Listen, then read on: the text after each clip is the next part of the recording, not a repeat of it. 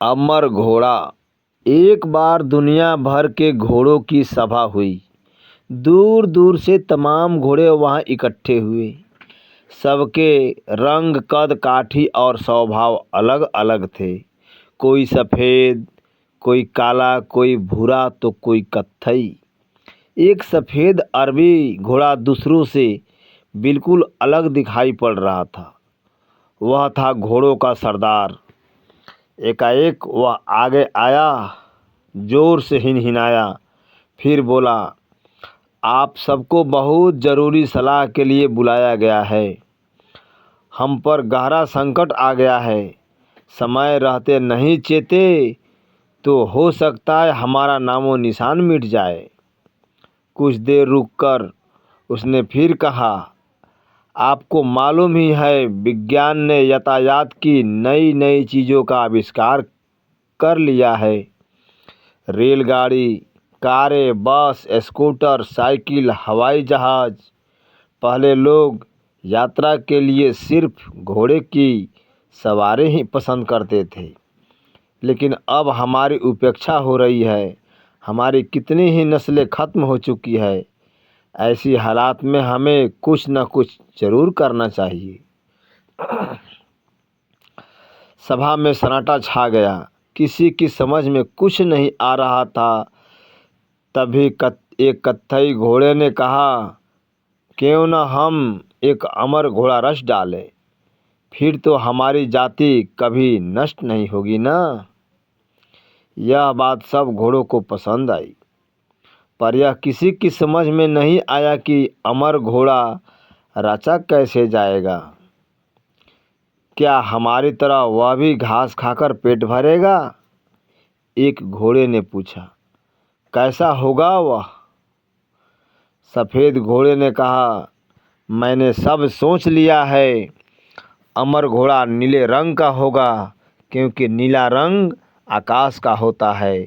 उसके दो पंख भी होंगे, परियों की तरह सुंदर रंग बिरंगे पंख। इनसे उड़कर वह कहीं भी जा सकेगा। वह केवल नीले फूल खाएगा, नीले समुद्र या गहरी झीलों का पानी पिएगा। सब उसे दूर से देखेंगे, क्योंकि वह किसी के पास नहीं जा सकेगा, किसी से बातें नहीं करेगा, कोई उसका दोस्त भी नहीं होगा। सभी घोड़े ध्यान से सुन रहे थे। तभी सफ़ेद घोड़े ने फिर कहा, सामने दो नीली पहाड़ियाँ दिखाई दे रही है। उनके बीच है एक गहरी नीली झील। जो भी घोड़ा उस झील तक सबसे पहले पहुंचेगा, वहीं बनेगा अमर घोड़ा। सब घोड़े झील की ओर दौड़े, लेकिन एक दुबला चुस्त घोड़ा वहां सबसे पहले पहुंचा। उसी को अमर बनने के योग्य माना गया। उसके सिर पर रंग बिरंगे फूलों का ताज रखा गया।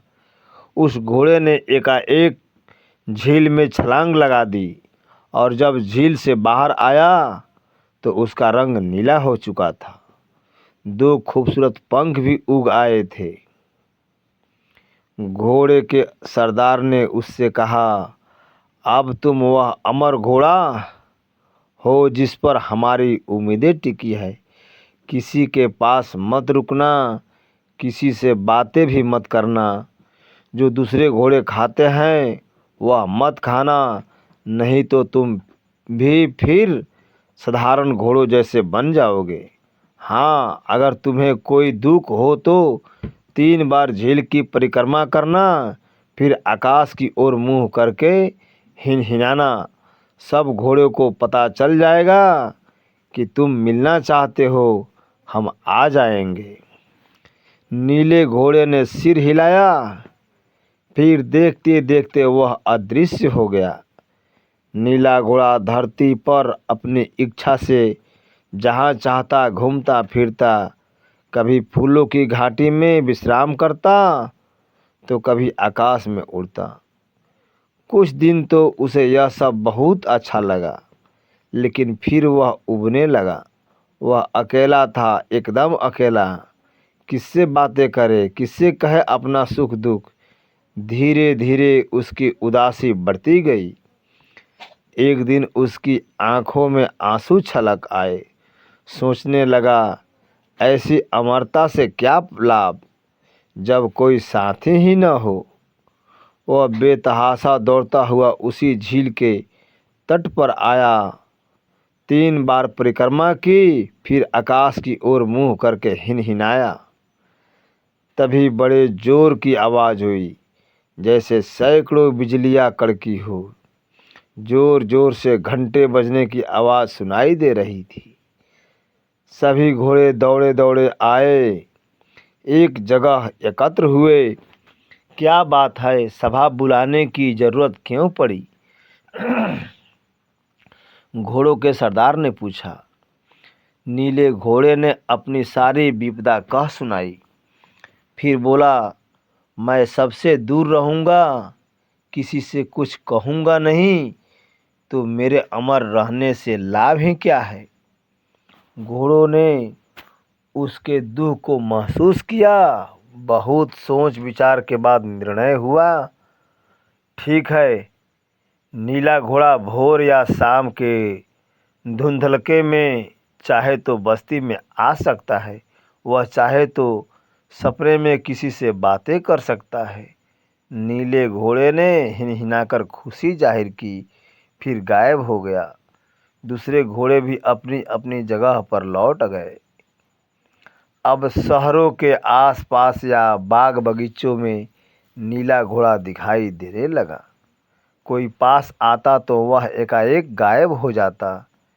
कभी कभार उसके खुरों के निशान दिखाई पड़ते। बाग बगीचों में खिले नीले फूल अक्सर गायब हो जाते।